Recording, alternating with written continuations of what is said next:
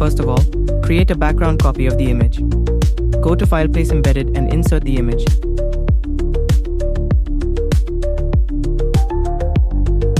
Select the copied layer.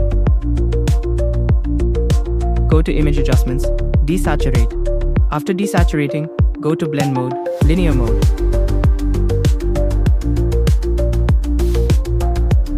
Now go to Image Create Clipping Mask.